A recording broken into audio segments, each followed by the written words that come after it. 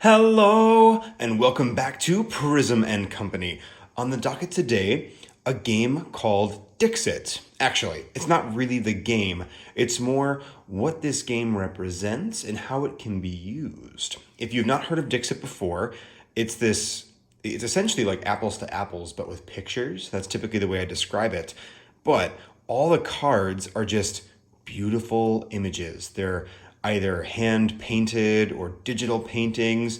There are all these different sets of them, and there's always this really cool symbolic, that's the word I'm looking for, or surrealist kind of quality to them that just allows you to read into the images in a really powerful way. Now, that is totally on purpose for the gameplay, but it also always reminds me of, say, tarot cards.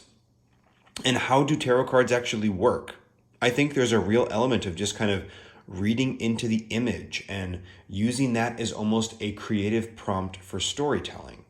So I asked myself, what if we just took Dixit cards and use them as story prompts? Let's say we draw 3 at a time. What kind of narrative or lesson or something could we pull out? And I think it's going to be pretty fun. I have a whole bunch of Dixit cards pulled. I kind of went through my whole collection and settled on some that I liked. And there are a whole bunch of Dixit sets. And I had 1 or 2 cards to look through just because, over the years, I'm a big board game fan and I really, really like collecting, to be quite frank. And this is just decks and decks of beautiful cards. And I thought, this could be a really cool thing to go through, and it's always fun to look through the images again. As you can see, I've got 1 or 2 cards. There are a lot of Dixit sets out. If you are looking for a recommendation on the first Dixit set to peek into, I recommend Journey. I believe it's called Journey. That's my personal favorite one, but obviously there's a whole bunch to work with. So if you like this concept, you have a plethora of stuff to use. All right, I'm gonna try. Here we go. Let's get started. I did pre-select cards that I liked, cards that I thought had really evocative imagery or use of color or symbolism, things that just really kind of stuck out to me, and also things that are very different. So cards that didn't look the same, that had, different vibes to them, different stuff going on. So while I did make some selections kind of ahead of time, I'm obviously shuffling. These cards are going to be drawn at random. And what what we are going to do is draw 3 of them. And then let's see what kind of story this tells, what kind of meaning we could derive. This is essentially the same thing that you would do in a tarot reading, except for if this were maybe an oracle deck or a tarot deck, each of these cards would already have a predefined meaning. Here, they just have image. Small side note before I start, there is one Dixit set, I believe it's Revelations, that has some of this gold foiling on it, and it's just so pretty. Just love it.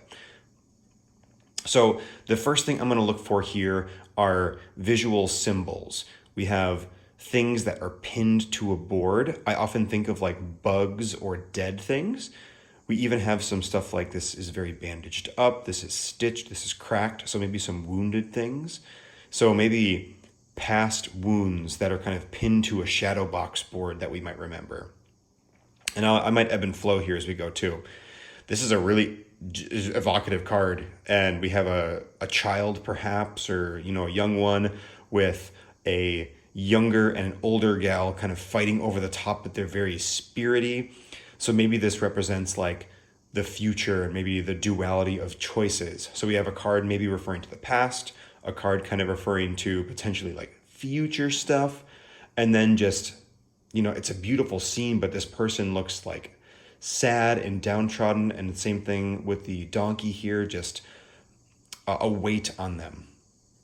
So if I'm reading these as a story, if I was going to derive some sort of meaning, I would say that, your past is full of heartbreak and scrapes and bruises and all these things, but you can keep those like memories. But if you hold on to them, they can start to weigh you down. And same thing with the future. If you look to the future as just a fight between like fates, essentially, like 2 outcomes that are sort of dictating your whole life, again, it can weigh you down. So this feels like a cautionary tale to me of living a little bit more in the moment. Don't focus too much on the past. Don't focus too much on the future. Let your life kind of run its course and just embrace it. And then you won't have to trudge through with all this extra baggage. Oh, this is already really fun. I can't wait for the next set. And can we just gush about these images for a second? They're all freaking amazing. This picture, look at this picture. I don't think you're looking at it. We're going to do this right now. These beautiful, stylistic weeds and flowers and things on the bottom. Awesome composition, just like running completely diagonally through, giving it this sense of momentum. But we have so many static things in the cards that it's just like this dragging weight that's taking you through. Ugh, I just love it. I feel like I make that noise a lot, but it's genuine. I just get very excited. I love it. Let's take a look at set number 2. Gonna do a little pile shuffling. Oh, actually, I'm regretting this choice immediately. We're gonna shuffle a little bit here. I'm gonna lay down a couple cards at one time because that did not go as smooth as I was hoping. I always have these grand ideas. Okay, calm down, Colin. Grand ideas as in shuffling cards. And then I have to do it underneath the camera and it all just goes to crap. And that's where we are. Let's draw 3 more, shall we? Before I completely go off the rails. All right, we have kind of a house of cards. We have, another one with beautiful gold foiling on it. Kind of like a beehive almost with like a traveling quality to it. And, the dark, polluted cityscape with a wall that's either painted with this like field on it or maybe someone's dreaming and superimposing on top. Just lovely. Now, right off the bat, I want to start this one off by reading in slightly different than, say, the images. We have really specific colors in these. Like all of these are kind of the same color. We have the wheat down here. We have the clouds above our Queen of Hearts. We have those same yellows echoing in some of these things that the bees are carrying. And then we have some of these blues echoing too. So things might be referring to each other in these cards. The only real standout is like the red. Those seem kind of interesting to me. So let's see what these images might say. We have cards fighting here or looking a little mischievous, but it's a house of cards itself. So maybe a little bit cautionary, like, watch who you're fighting with or watch your attitudes. Everyone also seems a little bit in their own world, like we're all part of a whole. Our actions have consequences and might affect other things that we don't anticipate. So potentially that flavor over here. I think this card is definitely about like teamwork makes the dream work. It takes a village to raise these, kids that are growing in these seeds or fruits or something. It's a very strange image, but it's cool. And then maybe something to do with motion, considering the whole home is mobile. But I'm really kind of zoning in on the actual bees themselves. That's another part about reading images is this idea of using intuition. Like, what are the things that are jumping out at the time? Because I could have read into the mountains in the background here. That's part of the image, but those didn't come out to me. The bees on the page did. So we'll take that for what it is. And then here, I'm going to take this as dreaming. This feels like a very dreamy card to me. The idea of maybe escapism or hopefulness. So this story here is that we have a group of bees. We have, a community, but everybody is very focused on themselves because they are stuck in a hard situation and they're daydreaming. So this is a cautionary tale about really observing your environment for what it is, kind of taking it in and then not being individualized, not getting stuck up in those thoughts of just yourself and what you want, but how can you take that and then, be a little bit more aware and interact with your surroundings and turn this into this, what you actually want it to be, because you have a whole hive of people to work with. It's not just going to be you alone. All right. I say, let's go to the next. If you are a card reader and you enjoy oracle cards, I think Dixit is actually a pretty cool investment. Not only is it a very fun game, but you can kind of make your own deck. You could even buy several decks of Dixit cards if you wanted to. They are not very expensive. And, pick and choose the images that are really speaking to you, kind of like I did here. I just picked out images that looked symbolic or that I kind of liked. and shuffled them together, and obviously we're getting meaning out of them. Now you could spend more time than I did really crafting what you want each card to represent, but I think it's kind of fun to just roll with it. A little behind the scenes. I'm actually kind of not a great tarot reader. I have studied it for a long time and I'm really, really interested in it. But the act of reading into tarot cards and answering questions with them is just not my strong suit. Something I'm working on and getting better at. And I think this kind of idea of just like abstract storytelling through image is a little bit more up my alley, which now that I say it is basically what you're doing. I think I'm just getting in my own head about this. But all that aside, I think this will just be a fun exercise anyway. It's already been a blast for me. So let's take a look at our images. Right off the bat, from a color perspective, we have vastly different cards. I guess each time there is a little bit that's feeding into each other. So the white from the owl's eyes in this moon echo the white in this bell, which echoes the white in this scene here. And then I guess we also have the black circle of this, which is kind of referencing some of these bits too. So there are little bits and pieces tying each one together. From an image standpoint, we have an owl, which is often seen as wisdom or, a watchful presence, but it looks very confused or a little bit tweaked. And then we have a moon in the background kind of like spewing stars into the sky. I'm going to come back to this one because I don't really know. I just picked it because it was an evocative image. I don't really know what that could represent. It's kind of curious. Here we have a bell, but the ringer or the hammer, I believe it's called, is obviously going to break this glass bell once it goes. So we have something very fragile, or maybe that will be great and grand once, but not, more than the one time. And then finally, this monkey caught in this dice in space with his helmet off. Boy, there's just a lot to unpack in some of these images. So maybe we could lean into randomness here, or the idea of feeling trapped. Actually, more than the randomness of the dice, I like the idea of feeling trapped here. So you're feeling trapped in a situation that is extremely fragile. It's not currently actively breaking, but at any moment, if it was moving, it could break.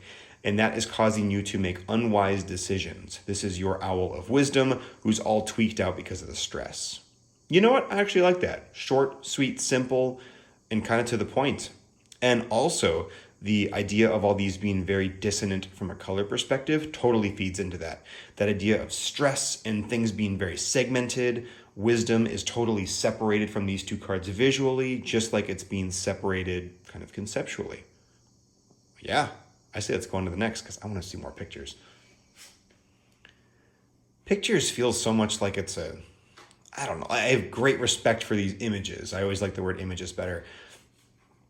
All right, so we got a little bit of shuffle going on here. Let's draw 3 more cards. Ooh, okay. So we've got a real kind of theme showing up here with like somebody putting on masks, obviously many faces happening, and also kind of the idea of a mask on this side too. As usual, the sun will come in and out. We're getting kind of dark and spooky with this one, so we'll get a little bit darker vibe. From a meaning perspective, this one is giving me the real idea of like, you're beautiful on the inside. You contain the cosmos. You are infinite. But, we have to put on masks to be different things to different people or in different situations. I think the idea that your true nature also kind of peeks through some of these masks, even if you were to say, put one of the masks on, a little bit of yourself always gets through anyway. Here I'm getting a real past, present, future vibe. This person is looking in a mirror, but it's also her looking at her younger self and imagining her older self. And then here we have somebody who's clearly probably pretty upset, almost like on a stage. It might be a little tough to see, but there's like a spotlight shining down here. We can definitely see their shadow on the moon, and they're holding up a smile. So I am imagining this girl is currently wearing a mask. She has to pretend to be somebody. She's remembering what she used to be and what she hopes to be.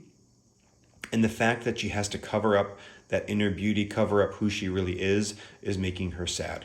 Is making her feel like she's on stage and feel like she's just faking it all the time. And I like it that this figure is looking at us too, because this is almost her inner self looking directly at us, the viewer, and being like, look, these two figures are looking directly at us. I'm actively sad and covering things up. You can be whoever you want to be. And then we have all three of those things represented here looking at us, the viewer, of like, yes, there's a mask. You were something at one point. You can be anything you want going forward.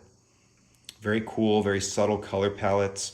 And there are little bits of this card that just bleed into the others very nicely, specifically these little pops of red. Besides that, totally gray-blue.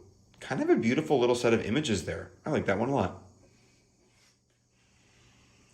So what does all of this say about anything? Why are we doing this? I think partially to indulge my personal view of how card reading works.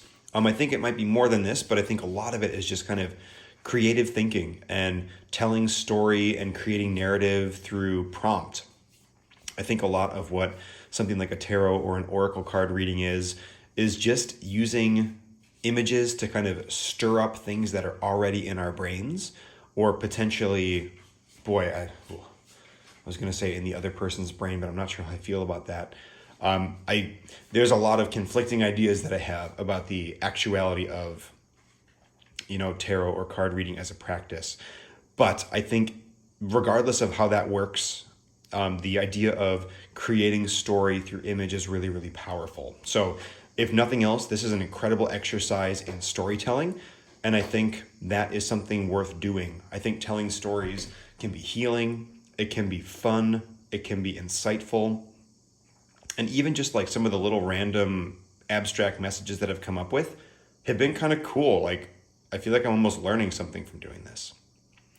This is interesting. We have two very strong, youthful figures here.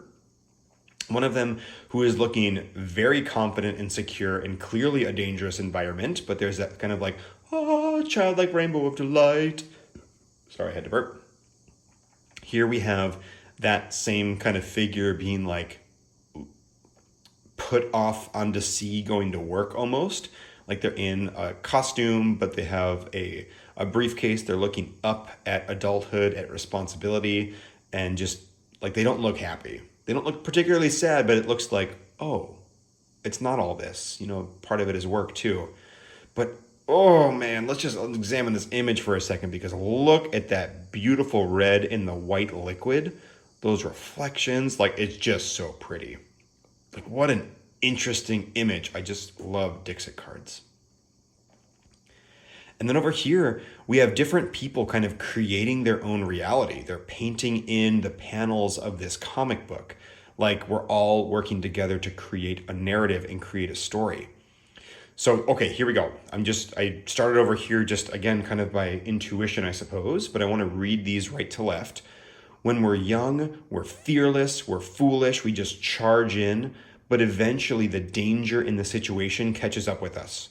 And we realize that life is not about stories. It's not about these things that we tell ourselves.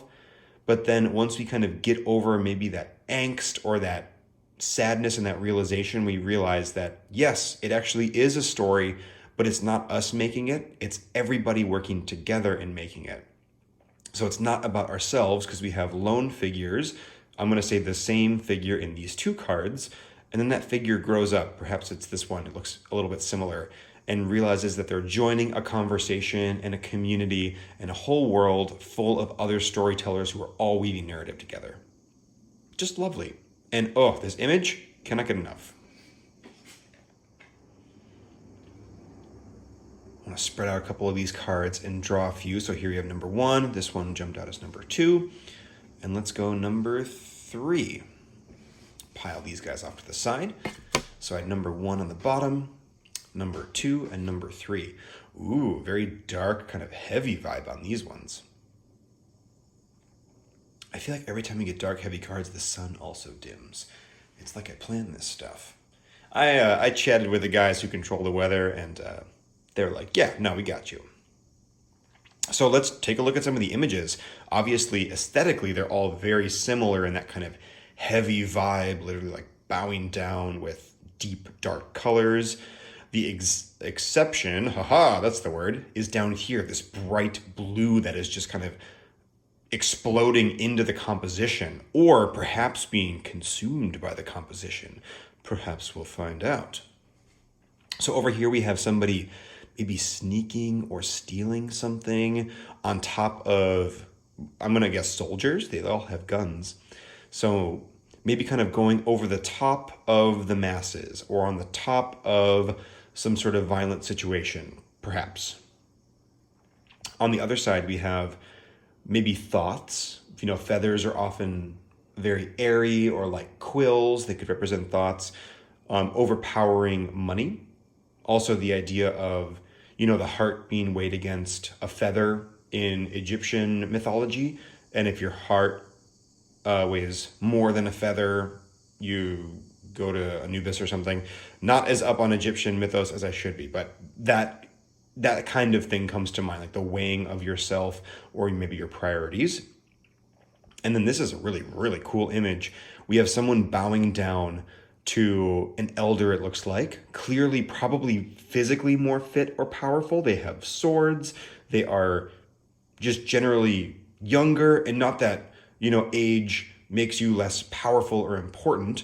Just, like from a physical standpoint, she looks like she could probably, win in a fight. But in the reflection, we have a young sapling tree bowing to a mighty oak, or, whatever type of tree that is.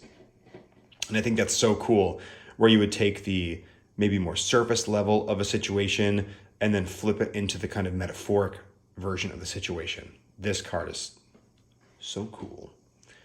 But what does it all mean, Basil? I don't actually know. Some of these other ones really jumped out to me immediately. And I always think it's curious when things don't, because am I supposed to dig a little bit deeper, or am I just not creating narrative enough? Maybe I'm just going to start reading these like a sentence and see what comes out. So going over the top, avoiding problems by circumventing them, maybe will then give you insight. Maybe this is like showing us the insight of the situation, which will lead us to,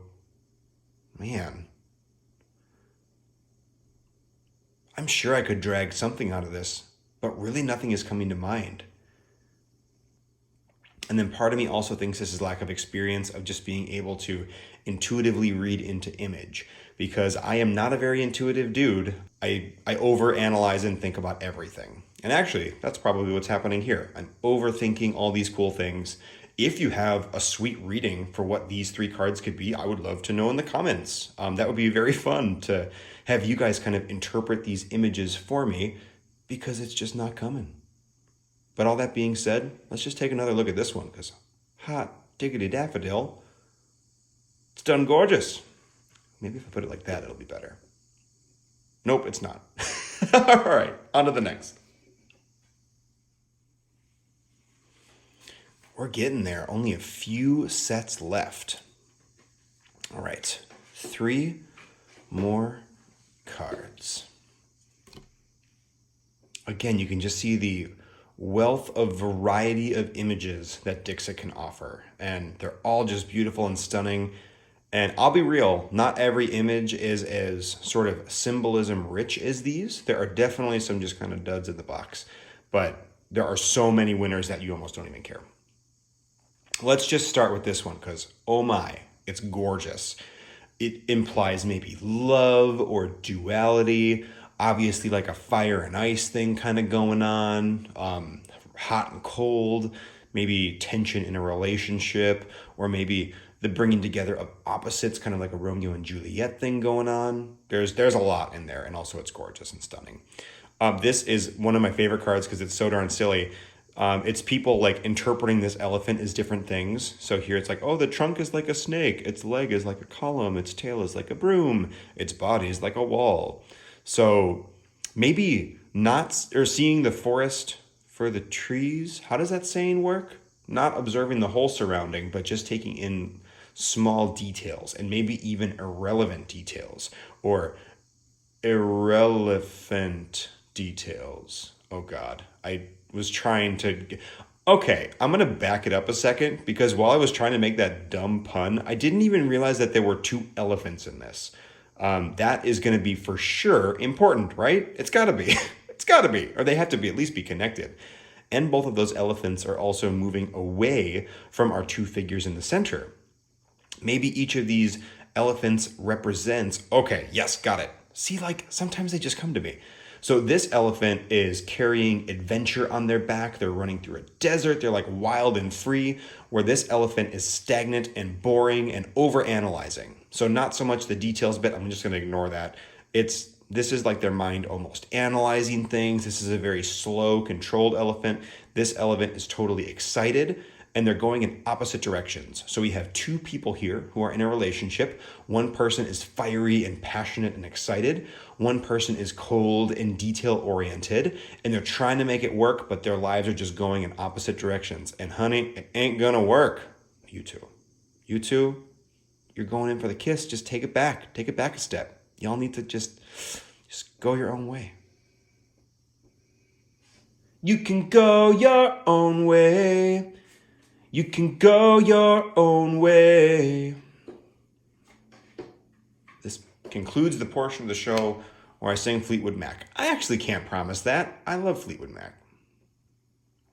Ooh, very dark and spooky again. Hopefully the cloud will pass and we will brighten back up. Can I just say, it is currently mid-August and it's like a glorious fall day outside. Weather's crazy, man. I'm sorry that the planet is screwed, but boy, it's a nice day. Okay, so let's take a look at some of these images before I get myself any more depressed about the weather. Here we have two bears in the window that are virtually identical, but one is $1.99 and one is $19.99. Clearly more pleased with himself and more downtrodden. We have a return of an old friend from the beginning of our video. We have all of these businessmen carrying different balloons, and each of those balloons has different emotions. And then we have a little mouse missing this fox as it is running through the brightly lit field. So maybe comparisons, not paying attention. Okay, yes, got it. So we have each of these businessmen who are essentially the same, obviously different people, but they all have a very stoic face on. They're all dressed the same. There's a lot of similarities. But on the inside, they all have these different balloons of different emotions. They're all feeling very different things. They're comparing themselves to each other and feeling inadequate. Like they're all kind of in this position where they're not feeling as cool or as good as the other person. That also is represented by the mouse down here. They are looking at each other and not realizing the bigger danger of, I was going to say danger is overkill, but maybe not. The danger of comparing yourself to others, of feeling this aloneness or this separateness. I think, the idea of community and understanding that we are all going through things and maybe not what we seem, especially with like online culture these days. The idea that people can present a face however they want and that you're comparing yourself to them, but missing the greater danger of like, no, self-worth. This is the self-worth fox. Hashtag self-worth fox. Yeah, fox. I just get to a point with these videos where I just go off the deep end and I kind of love it because why the heck not? Oh boy, here we go. So a doozy of 3 images for our last triad here. We have someone trying to move a chess piece, and that piece is like, nah, it ain't gonna happen. Everyone else is like, oh, damn, nah, he didn't just do that. And then we have a little teeny tiny boat in the wake of this giant, almost wall of a ship. I think this is a really, really cool image, very powerful. This set in general of Dixit cards is like, okay, but there are some real zingers that like, they made the final cut. I also have so many cards that I've gone through it several times and actually gotten rid of cards that I don't like because when you've got that many, I have space to just be like, nah, sorry, you're not good enough. You're not cool enough. And then we have a gate overlooking an ocean or some body of water with the moon reflecting very nicely. So let's consider this our like wrap-up thoughts for the whole thing. I'm going to put that little veneer, filter, if you will, erratic hand gesture over the surface. And now we're coming back down. So The idea of not being controlled perhaps comes to mind here, or standing your own ground, like standing alone. Being small in the face of large obstacles. And then this almost feels like hopeful to me, like doors being opened upon something mysterious, but there's just enough light to go by. So I'm going to say, in the face of our big life lessons that we've been talking about with our random card drawings and musings on images, you need to stand your ground and feel, good about standing up for what you believe in. You need to be able to look at big challenges and big things and say, yes, I see you, but I am still a person who can kind of persevere in the face of insurmountable things like global warming, which I was getting all depressed about. We're still moving along. We could just give up and drown, but no, we're going. And if we keep persevering through all that, eventually doors will open and gates will open. And it is night currently, and if things seem dark, the sun will eventually rise. Sure, we'll call that a good wrap up, just as the sun seems to be rising outside and lighting up our view. Well, I really hope this was fun. I had a total blast talking about Dixit and just images as story, images as meaning. I think this is a really powerful way to, either view tarot or even just kind of view the way that we see each other and tell stories and interact with meaning. It's a lot of fun. As I'm chatting with wrap-up thoughts here, I just want to put out some extra images because why the heck not? We got cards aplenty. Like I said, if Dixit cards are something that interests you, I cannot recommend the set Journey enough. I think that set is just full of some of the most diverse and powerful and meaningful images. Oh, the artist is escaping me, but he just is an incredible guy. He's also online and shows cool time-lapse videos of how all of his things are made. I hope you guys enjoyed. Total blast for me. I would for real love to hear if you have an interpretation of that 1 3-card spread that I just couldn't make happen. It just wasn't coming to me, but I think it'd be a lot of fun to see what everybody thinks. And with that, I say we're good. All right, everybody. See you next time. Bye.